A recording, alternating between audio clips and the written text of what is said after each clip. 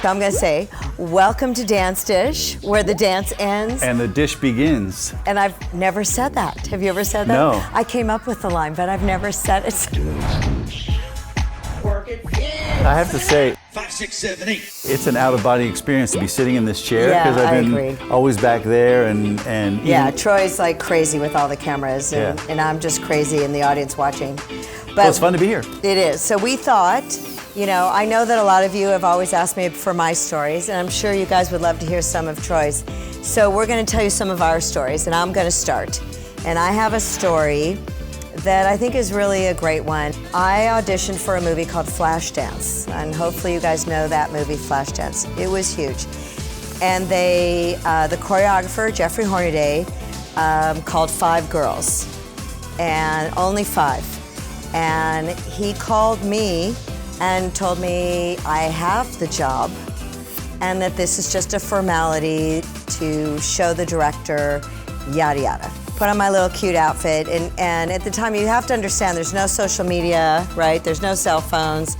There's like— Question, when auditioning, were you auditioning to be the dance double? Thank you, for the dance double. I don't know if you all knew that, but Jennifer Beals actually did not dance those steps. Yes, thank you for saying that. Although she And- could look good in the leg warmers. And it was kind of new at the time Yeah. to just do that. Right.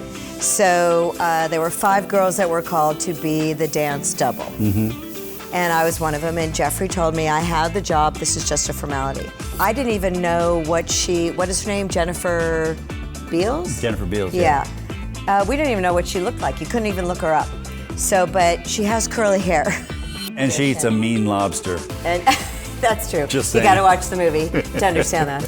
But so I go to the audition, it's at Paramount, and it's the director, Adrian Lyne, I think is his name, and Jeffrey Hornaday.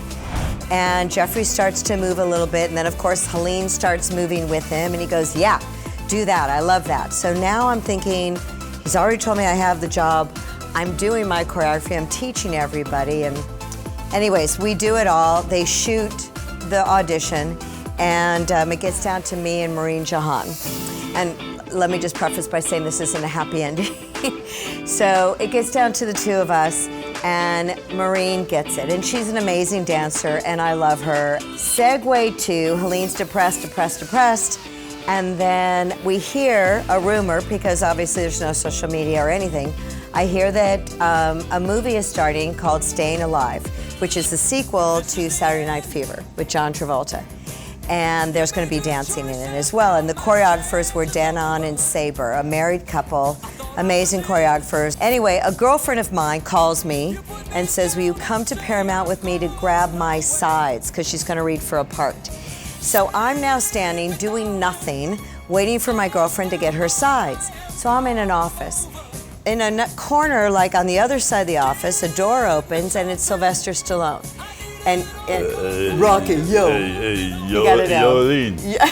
Have you seen Helene? That's really good, that's really good. So he opens the door to tell a secretary something, and he sees me, and he's like, yo, I Yo, just Helene. watched you on the Flashdance audition. And he goes, wait a minute, you were on Solid Gold. Helene is 5 foot 5 inches, 108 pounds, and she's danced with Fred Astaire, Arthur Murray, Jan Murray, Ginger Rogers, Mr. Rogers, and dozens of total strangers. Wow! And I go, yeah, and he goes, okay, don't come to the audition, just come to the callback for Staying Alive. I'm like, okay, so I don't know out there if you guys have ever experienced this, but you're at an audition, you're sweating bullets, there's hundreds of people, and in walks somebody that knows, like, I kind of feel good about this. I probably have the gig. And you hate that person. So I was that person. I'm at the callback. I'm not at the audition. I walk in, walk past everyone, and now I'm standing in a line. And Sylvester Stallone is at the table with Danon and Saber, and I can see them looking at me and then yelling at each other and then looking at me and arguing. And I mean, it's so awkward and so awful, right? And you're just standing there like, help. Anyway, Sylvester Stallone wins. Yo, Adrian! I did it! In Danon Saber's defense, I was sort of known as a solid gold dancer, and I think you think in terms of sexy, sexy, sexy, and can she really dance? So they put you in a. So they put me in that typecast you, category, yeah. right? Now the job is going, and they're not using me at all, the choreographers, at all. And I understand How that. rude. Yeah, and most dancers go, I'm getting paid the same, who cares, I'll stand there. But I'm not that chick. Yeah. I like dancing, I like being seen, the Yeah. whole thing. So after a long time of rehearsing and me not doing anything, Sylvester Stallone walks in to watch rehearsal. Picture him standing right behind me, but I'm not acknowledging him. And I say, this is in the script, it would say loudly, wow, isn't this amazing? I'm getting paid SAG principal daily rate for not doing anything at all. I don't even know if Dan and Saber know the story. So They do now. Yeah, so Sylvester Stallone, and I'm not exaggerating, walks across a whole sound stage. He talks to Danon and Saber. Michael Rooney, who's now a famous choreographer, amazing choreographer and dancer. I watch him walk all the way, the whole sound stage, to me, and he says, come here. And he takes me into another room, and he says, I was told to teach you everything. Wow. And then I start dancing. I have to keep going, So sorry. I know how long were you and Sylvester Stallone dating at that time? Yeah, not at all. Not at all, which everyone thought, but not at all.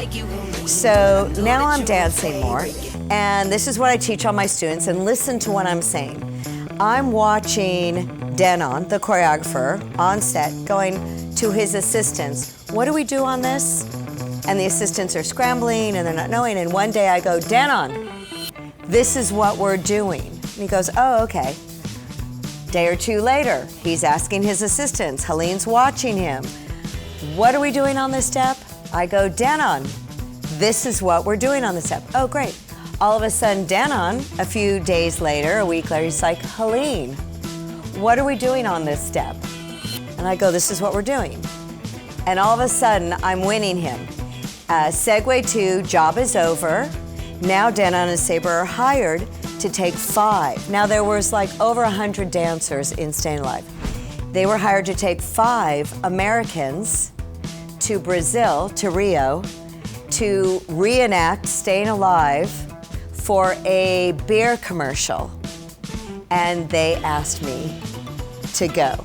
So moral of all of this, you know, like lucky timing, whatever, but being present on a set, you know, being present to a choreographer really makes a difference. Yeah, I think that part of that, you know, that solid gold training where you guys are learning so much choreography and thinking on your feet. Yeah. You know, it's really exercises that whole memorization muscle a lot. Oh, yeah. And when you are a choreographer on set and you're dealing with so much stuff going on, I mean, I set it and forget it.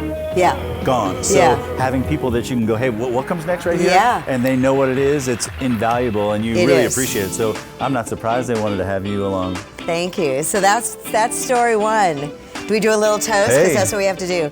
Here's to Dance Dish. Here's to you. Here's to Danon and Saber. Danon and Saber. Yeah. Yes, here's to you guys. And yo. Yo.